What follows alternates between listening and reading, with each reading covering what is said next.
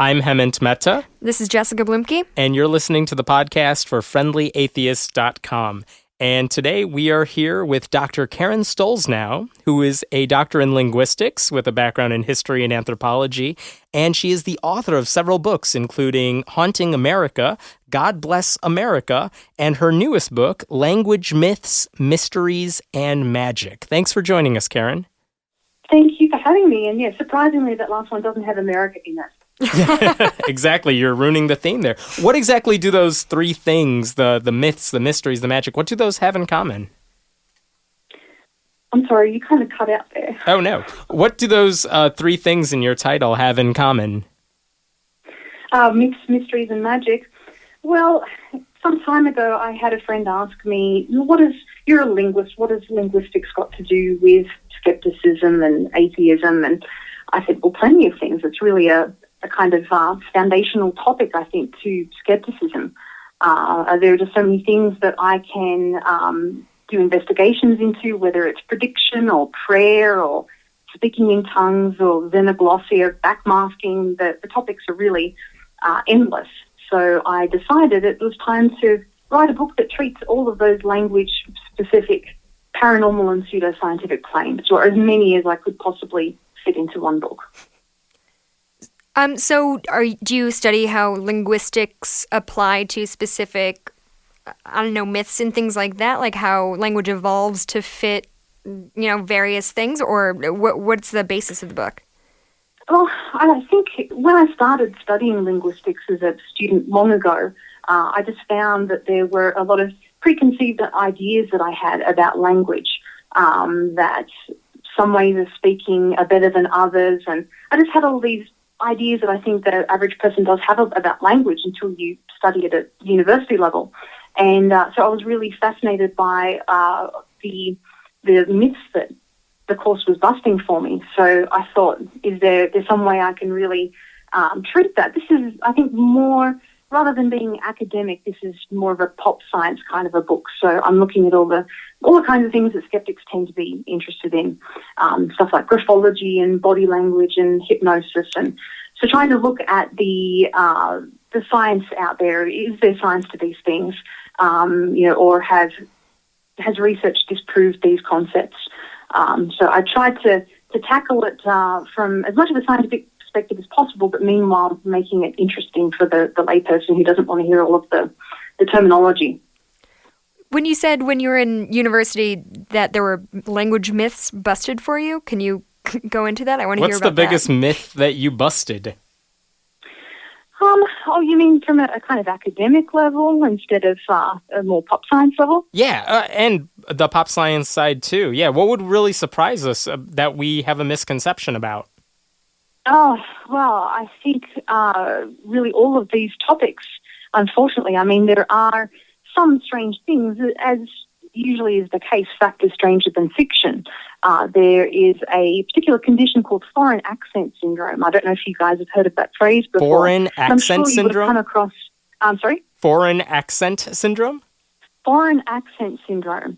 And so I'm sure you would have heard of stories in the media of a woman who gets a bump on the head and starts speaking another language, or of a person who maybe has a migraine and then suddenly they can't speak with their usual accent, or other people who might suffer some kind of brain trauma and then they can't speak their native tongue and they're speaking some other language, and you think this is something out of a book, this is crazy, this can't possibly be a true thing, surely it's fake. And there is actually a condition called bilingual aphasia, where a person can, if they get a bump on the head and they've suffered a brain trauma, then they might lose access to their native language.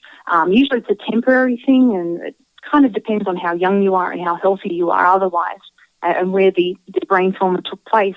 But you might be able to reclaim that first language again, but usually they'll switch into another language. So it can be a second language that you have, that you speak, or even there's one case of a Croatian girl who was in some kind of accident and then started speaking German.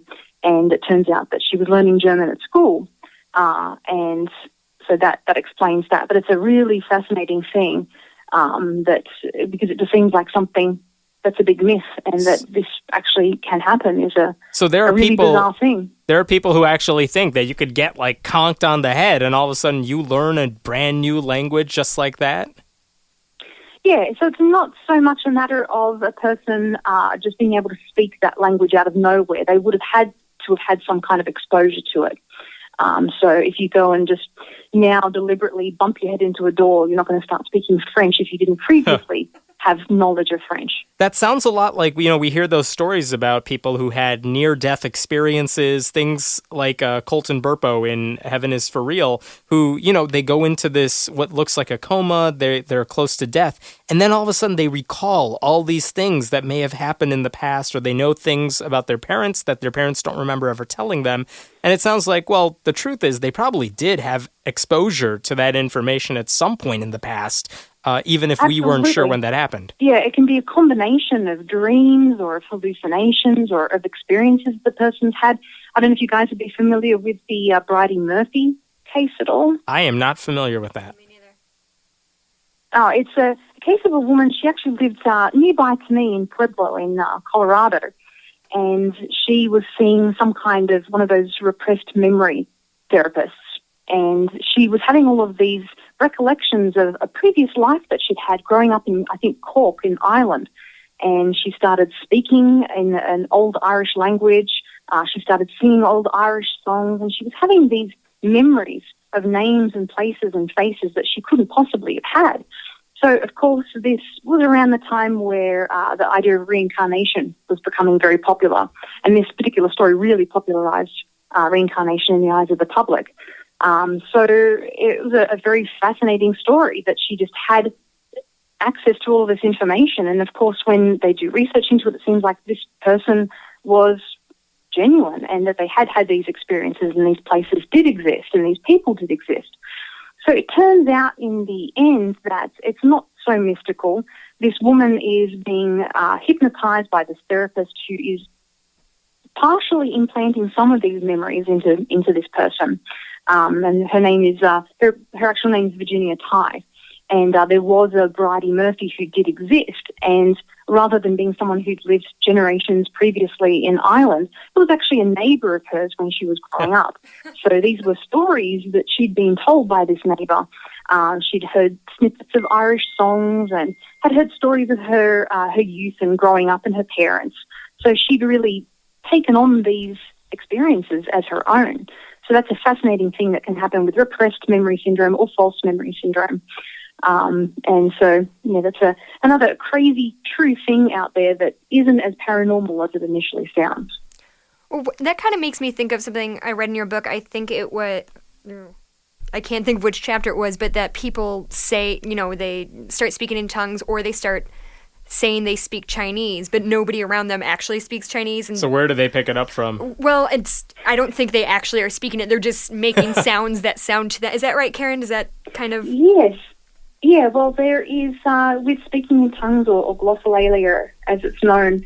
So you were talking about people speaking Chinese. That goes back to the story of Agnes Osman, who was the first person to speak in tongues in recent times. So she was from Topeka, Kansas. I don't know if I pronounced that correctly. I never seem to. Yeah, you're saying but she was a student of Charles Parham, who owned a Bethel Bible church in Kansas.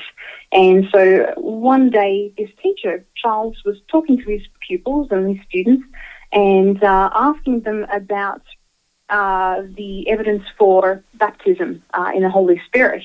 And he said, what is this first evidence for baptism in the Holy Spirit? And so the students decided that was speaking in tongues. And so he disappeared for a couple of days. He was, I think, on holidays or something. And when he came back, he discovered that one of his students was actually able to speak in tongues and that she could speak in Chinese. And that she gave an example to him. And that was really the birth of speaking in tongues as being evidence that you are filled with the Holy Spirit. But, of course, she wasn't speaking Chinese. She was speaking with a Chinese accent, and it was really glossolalia, which is when you go to a church, a charismatic church, and you have a whole group of people who are really living in the moment and they're all being inspired by everyone else there. They're all getting in on the act. They all think they're speaking in another language, but they all think they're speaking in another language, but if you actually got a translator, they're not actually saying anything. It's just gibberish. Yeah.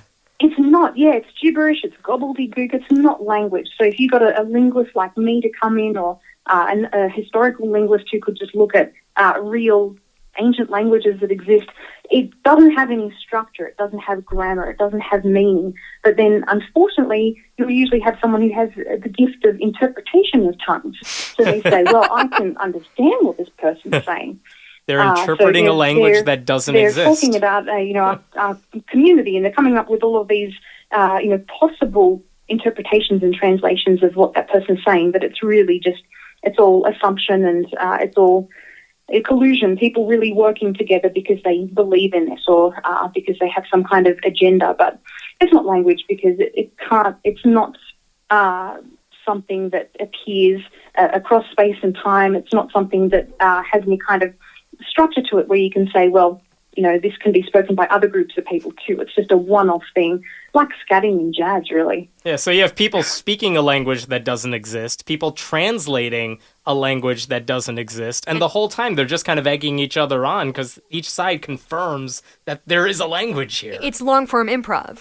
It's like if you go to Second City, that's what they teach you. Yes, and peer pressure to perform as well. I've got friends who grew up in charismatic and Pentecostal churches, and they said they teach you how to do this. And if you don't do it, you're shunned by the community. You have to participate. And if you don't, then you're not filled with the Holy Spirit. You're a bad person. You're out. And I've heard from a lot of former Pentecostal preachers, Pentecostal believers, who can, if they wanted to, they could kind of get in the zone and speak in tongues again. And they now know they're just spouting gibberish. but it's at the time, learned behavior. It's something, because it's learned, because it's a trained behavior. And yet under MRI tests, when people have their brains are being looked at, they're not accessing the parts of the brain that use language. They're using the more social parts of the brain. So it's definitely not language. It's just a social phenomenon. It's very interesting. So, and I guess the funny. Sorry. No, you go ahead. I was just going to talk about the where the idea originally came from. Speaking tongues in the Bible and Acts. That was not actually the same thing. It wasn't a matter of people speaking gibberish. The original story, the day of Pentecost, is more a kind of xenoglossia, where people are suddenly being understood. You had all the apostles who were gathered together in a room, and they were trying to preach the word of Jesus to everyone there. And when they started speaking, they found that even though people were from other countries and spoke other languages, they were all able to understand each other. So it was a kind of inverse Tower of Babel. So that's not the same thing as glossolalia, because they're just, as you said, speaking gobbledygook and gibberish.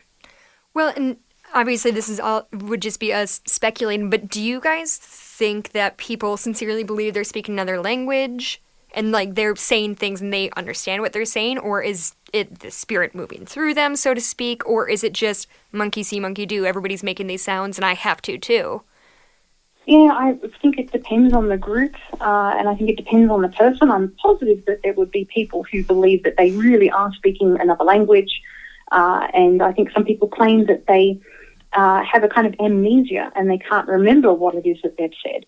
But if you've got a whole group of people in a room who are all attesting to this, then there's a lot of pressure there to believe in it. But then I'm sure that there are people who don't really have any belief in what they're doing, and they're just pulling the wool over the eyes of others.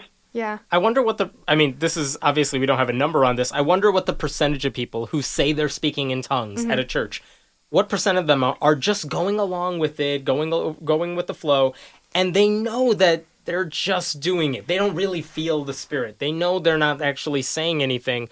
They know they're just spouting sounds. Well, that speaks to the whole church question, doesn't it? How many people are actual believers? And that would be such a difficult thing to be able to research. I'm pretty sure that probably younger people would at first think this is silly, what am I doing? But I think that the more that you become ingrained in that, and the more that you practice that, the more you would believe in it, and that's just the way that it is. And you've got the whole sunk cost fallacy thing going on, where you've invested so much time and effort and belief into that it really becomes a part of you and something that you can't be talked out of. Well, but you say, young kids maybe think it's weird, but I feel like if you grow up in it, you never have the opportunity to not know that no that's one a ever thing tells you that's Right. an option, that Right. it doesn't work. That's right, yeah. So it's a tricky thing, but I think it'd be a really interesting thing to research. I think we'd probably have to start with people who have deconverted, who are former charismatics and Pentecostals, to get some idea of that. Well, and that kind of makes me think, Karen, there's a part, I think it was in the foreword of your book, that you said that you had moments, I think you name-checked Quakers, that you'd be with these people and you're like, oh my God, I think I believe this. I think I'm a Quaker. That's something you said in your book, right? I'm not making this up. Yes, and I think the two that resonated with me the most, I mean, it's pretty hard for people like us to really understand what it's like to be a fundamentalist Mormon or to be an Amish person or a Mennonite if you don't have exposure to those kinds of communities. But the two that really resonated with me, and I think would resonate with a lot of atheists and skeptics, would be Satanism and the Quakers. Mm-hmm. And I think that's because the Satanists tend to be non-theistic. They're not devil worshippers as such. They don't believe in Satan. They're really just anti-Christians, and they mock Christianity. And I won't say that that's necessarily a good thing, but they certainly tend to be atheists. They're not believing in or worshipping the devil. Mm-hmm. And with Quakers, I think that there are lots of non-theist Quakers. They say that you can be a Buddhist and a Quaker, or you can be a Jew and a Quaker, and you can certainly be an atheist and a Quaker, and that sounds like the two are mutually exclusive. But that's not the case. You can certainly get involved in a lot of the social aspects of the community and not necessarily believe in a god or a supreme being. Their services are more like a kind of meditation, even though they don't use that word. And I found that a lot of older Quakers tend to believe in a god, but younger Quakers don't. Did you see the word spiritual get bandied about a lot? I feel like I hear that all the time, and I'm never sure. That everyone's spiritual, even if they're non-theistic? Right, I don't believe in God, but I'm spiritual. Spiritual, but not religious. And I think that's really the way that a lot of people tend to be moving, I think, when it comes to having a religion or not having a religion in this country. They don't want to necessarily be seen as an atheist because of the negative connotations that are associated with that socially. So they'd rather see themselves as spiritual. So even if they don't subscribe to a god or a supreme being, they still see themselves as being spiritual, and whether that's a connection to Mother Nature, to the earth, or whether it's a connection to other people, they would still see themselves as being spiritual as an alternative to being an atheist. That is a pretty big black and white about that. Right. That is a big demographic change that's going on. If you talk about what percentage, at least of Americans, are atheists or agnostics, we're talking like 5%, 6% at best. Right. But when it comes to the people who are not religious or unaffiliated, or the nuns, we jump up to 20%, 30% if you're looking at younger people. And a lot of these people say, I don't want to be an atheist. I don't want to say I'm an atheist, but I don't want to also say I'm religious either. So they do fall under this nebulous, weird, spiritual, maybe there's something out there, I don't really know. Well, even and I think when it comes to classification, they're really atheists, but it's a matter of self-identity.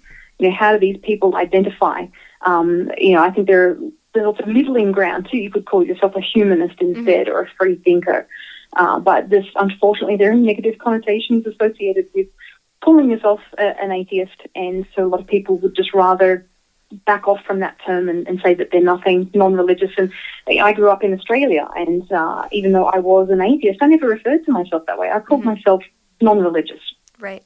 Well, even anecdotally in my life, I'm, doing what I do, doing what you do. I kind of force that out of people in a way. Like if I say, I'm a blogger, unfriendly atheist, that kind of draws that conversation. But I think if I were not such an out atheist, my boyfriend, my parents, my brother, my family, all of whom are non-believers, it's just not a thing they would consider because it's not important enough. Yeah, like religion is they don't care about religion in general, right. So why bother calling myself an atheist? Because that almost sounds religious in a sense. Well, it's just easier to say, I don't care about religion, I'm a nun. Whatever. Right. It's not an issue for me. It's just not so much of a problem, just the labelling situation in Australia. I just think, I don't really know what the statistics are in comparison, but certainly a lot more atheists than here. In terms of some of these, the churches you're talking about, the churches that are charismatic, that are Pentecostal, is there a way we could kind of steer children in the direction where they know to question these things? That, yeah, you're speaking in tongues, but you're not really speaking in tongues. Is there a way to get them, to educate them about what's going on there, about the science behind what's going on? That's a really interesting question, and unfortunately, so much education starts at home. Mm-hmm. It starts with the parents and with extended family members and friends. And so if you're socialized into this, it's a really difficult thing to extricate yourself from and to educate these people.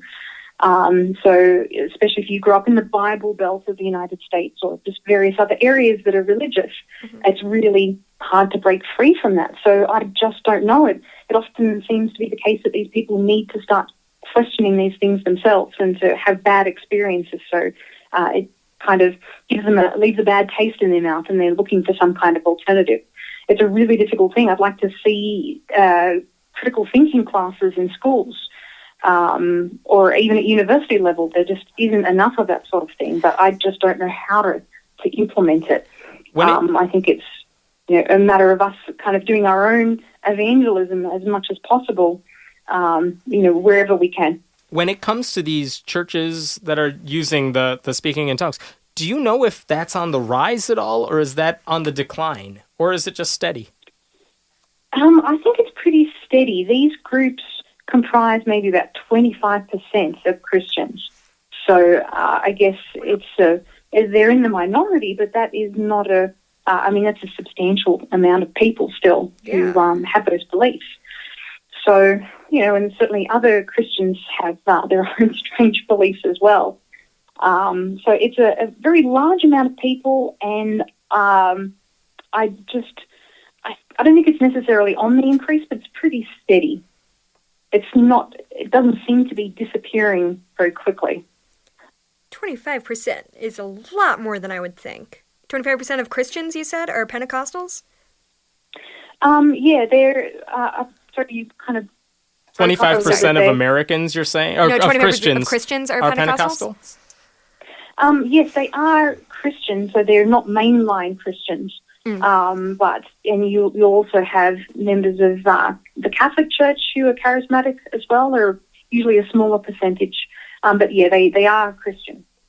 Is this strictly an American phenomenon? I mean, in terms of how gullible we are to fall for that sort of thing, or do you see at least pockets of it in Australia and in other countries too?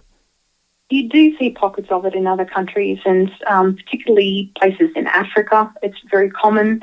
You'll find it in Asia. You'll really find it in all four corners of the globe. And it is something that originated here. It's a homegrown thing. And you certainly have some elements of it that come from other countries. I mean, if you look at someone like Padre Pio in Italy, and he was a charismatic Catholic. So it's absolutely practiced in other countries, but it's pretty much originated here. We should be proud to say.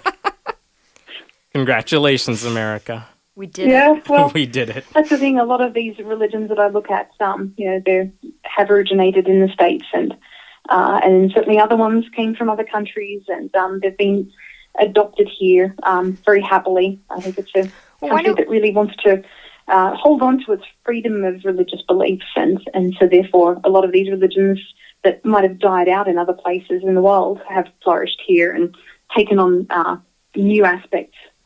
Do we think other countries have people in America tend to be very precious about other people's, even if it's not my religion, people in general tend to be very precious about it. I'm not going to question your religion because it's your religion. Is that true in other countries? Or do other countries put more pressure on, do they really question those charismatic speakers? Right. Are they more critical thinking of those issues? Oh, that is such a broad question. I guess it would really depend on the country. I think in a place like Australia, we tend to be a little bit more cynical, and so if someone believes something that we think is strange, we might question it. Mm-hmm. We might ridicule them as well, and obviously we don't have the history that you have here, where a lot of people come from other countries and they were persecuted, and so to come to this country and be able to practice freely is just such an important thing and is just part of the cultural ethos. And this is not necessarily the case in other countries. But then at the same time, in many countries in Africa, I think there are so many people who, if they're not religious, when it comes to maybe charismatic beliefs, they might practice voodoo or something else that's pseudoscientific and based in paranormal and supernatural beliefs. So if it's a common thing, I guess it's just not really going to be questioned as much. Again, it's a kind of socialization. If you grow up with it, then it's a very normal thing to you. Well, Karen, thank you so much for joining us today. And for everyone listening, Karen's new book is called Language Myths, Mysteries, and Magic. And if you'd like to get a link to that book, you can find more about Dr. Karen Stollznow and this podcast at friendlyatheist.com. And if you like what you're hearing, feel free to go to patreon.com/Hemant, that's He-Man T, and pitch in if you like what you're listening to. Thank you, everyone. I'm Hemant Mehta. This is Jessica Blumke. Thanks for listening.